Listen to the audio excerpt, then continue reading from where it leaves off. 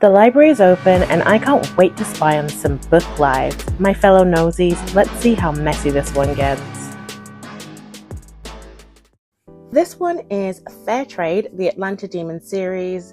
So far there are 3 books in this series. It's this one, another book, plus like a special that's related to the second book. So I'll review those 2 books together and this one on its own.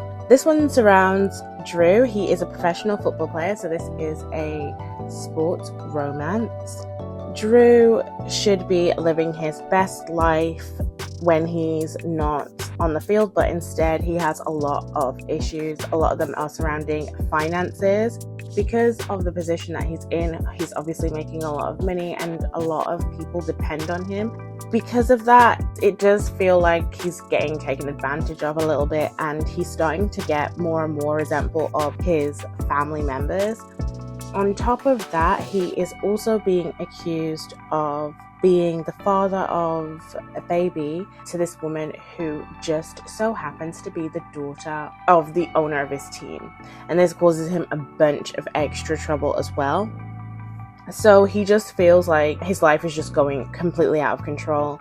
He's starting to fall out of love with the things that he loved. He's just having quite a tough time. And then we have Dream dealing with a lot of issues with her mom as well. Her and her parents were really close with each other, but unfortunately her mom has a bunch of mental health issues, and on top of that she's also dealing with Alzheimer's, and this causes a lot of heartbreak for Dream. And on top of that, her ex has caused her a lot of pain, and it's one of those situations where you know that a situation is no good for you, you know that you should walk away, and you do, but then you just keep ending up going back. It could be for so many different reasons. Maybe it's familiarity, it could be anything. But if any of you guys have been in a situation like that, you know that it can be quite hard to just completely break off from it. And she's also holding a bunch of secrets that aren't her own but are really negatively impacting her life, and it causes her to have a lot of sleepless nights trying to cope with what has happened without actually letting anyone in to help her with it.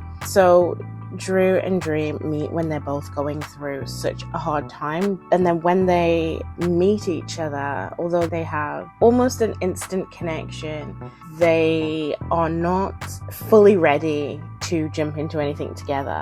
This one does have a couple of trigger warnings. However, I would say that one of the trigger warnings is a spoiler for one of the plots that are running in this story. So if you don't want to have any spoilers, I would say that the trigger warnings are quite mild because nothing of any great detail is said. So I've already mentioned the mental health issues. If you want to read this book without knowing all of the triggers, which again I would say are mild, I will put a card in the video so that you'll be able to know when I've stopped talking about the triggers, and you can listen to the review without having any of it spoiled. So trigger warnings would be drug use, domestic violence, and there's cheating, as well as Dream's mom dealing with Alzheimer's.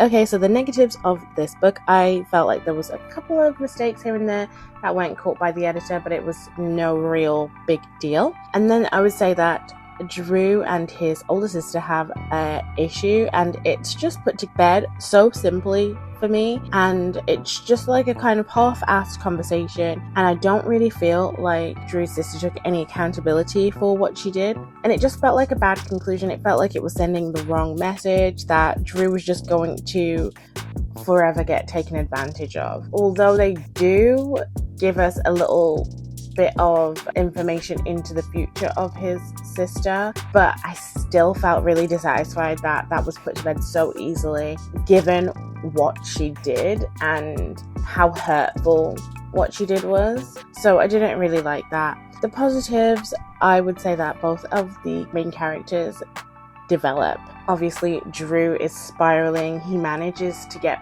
way more control of his life, and Dream, she manages to put her past into perspective and go on a proper journey to heal herself from everything that she has gone through. they're really each other's strengths and they really support each other when it counts. That was really nice. And the relationships that they have with other characters are complex. They're not always perfect, and it makes for a more interesting story.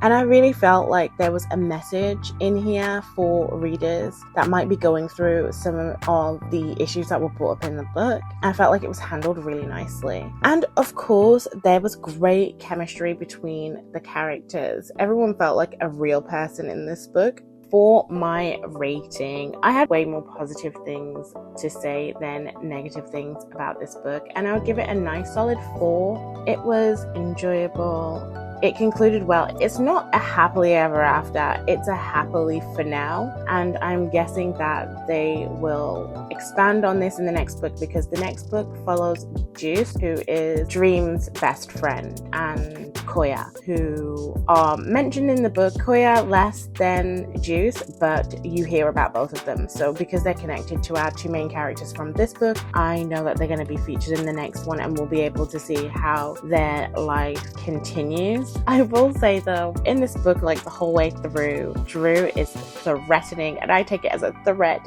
Drew is threatening Dream, saying that she's going to be his baby mama. I promise you, if anyone ever threatens me with becoming a baby mama, I'm running so far, because come on, even Dream says, hey, what do you mean marry me? Like, I can't believe it needs to be said. That's definitely a threat, because it sounds like you're saying, not only am I going to have a child, but I'm about to be a single mom. And if that's your intention, I would rather not start off knowing that that's your intention.